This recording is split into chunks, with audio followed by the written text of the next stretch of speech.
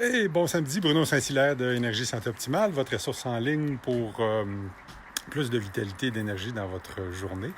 J'espère que ton samedi se déroule bien. Et si tu arrives sur notre Facebook Live d'aujourd'hui, n'hésite pas à dire allô pour qu'on te retourne l'appareil. Alors, on poursuit notre thématique de la simplicité cette semaine. Et puis, l'idée, c'était d'amener ça dans notre assiette, dans notre choix, dans nos choix qu'on fait quand on fait l'épicerie, quand on décide de s'acheter quelque chose, peut-être quand on est en transport sur la route. En tout cas, dans toutes les occasions qu'on a à faire un achat. Alors, quand tu arrives sur le Facebook Live, dis-moi allô pour que je te salue. J'espère que tu passes un bon samedi. Et puis, donc c'est ça. Donc, je vais partager aujourd'hui quelques petits trucs simples pour justement ramener de la simplicité dans notre assiette. Puis avec la thématique de s'occuper de notre planète, tu vas voir, il y a des liens complètement directs avec ça. Allô, Sylvie, j'espère que ça va bien. Donc voilà. Avant d'aller un petit peu plus en détail sur quelques conseils pour amener de la simplicité dans ton assiette, une des choses qu'on aime beaucoup aider notre clientèle, c'est les aider à énergiser leur vie tout au long de la journée. Donc, si on en a parlé dans quelques capsules cette semaine, mais si tu es une personne qui, l'après-midi, après le repas, tu as tendance à cogner des clous, comme on dit ici au Québec, que tu manques d'énergie, que tu as besoin de peut-être un café, deux ou peut-être 4-5 pour rester éveillé et pouvoir garder tes fonctions cognitives allumées et tu aimerais ça t'en débarrasser de ces baisses d'énergie-là, ben simplement écrire énergie dans les commentaires, puis je t'enverrai quelques trucs là-dessus pour t'aider justement à enlever ça. Puis ça se fait assez facilement quand même. Alors, puis en plus de ça, on a nos cellules souris encore plus.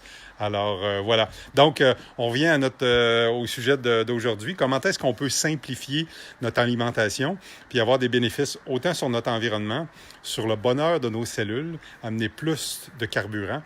Ben, c'est sûrement quelque chose que tu as déjà entendu parler. Bon, c'est relativement facile à faire quand on achète des aliments qui sont entiers, qui viennent de mère nature, comme une pomme, comme une carotte, des choses comme ça, comme des pousses, comme de la laitue, des noix. Ça va bien. Ça devient un petit peu plus complexe quand il faut décortiquer un peu quand c'est emballé.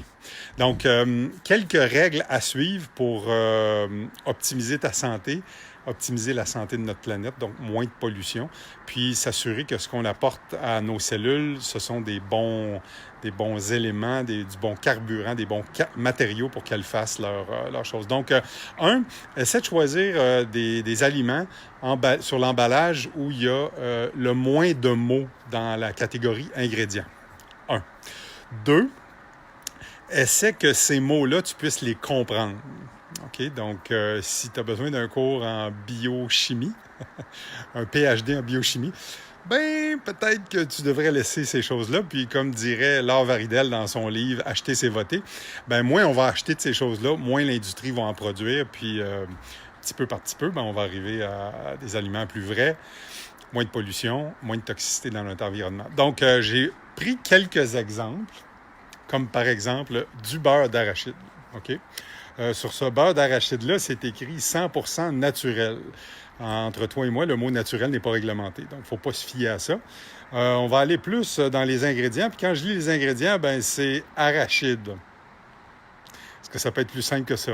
Voilà, c'est tout. Rien de plus. OK? Donc, ça, c'est un bon exemple. Un autre exemple, celui-ci je ne sais pas si tu le vois bien, là, c'est peut-être un peu surexposé. C'est un thé vert au citron et gingembre biologique. Donc là, les gens vont dire bio, ça doit être bon. On fera une petite capsule là-dessus éventuellement. Le biologique, ça peut être intéressant, mais ça ne veut pas dire que c'est bon pour la santé, nécessairement. Donc, dans les ingrédients, il y a là, je suis du côté anglais, il y a du gingembre biologique, du thé vert biologique, puis de la citronnelle biologique. Est-ce que c'est simple? Selon moi, oui.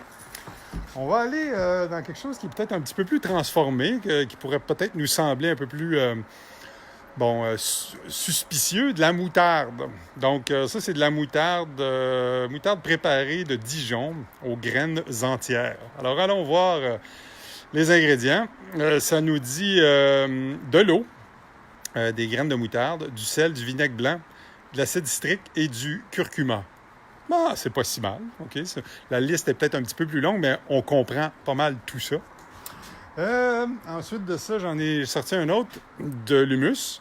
Celui-ci, il y a peut-être un petit peu plus d'ingrédients, mais c'est relativement simple quand même. Pois chiches, huile de tournesol, de l'eau, beurre de sésame, jus de citron, de l'ail, sel de mer et cumin.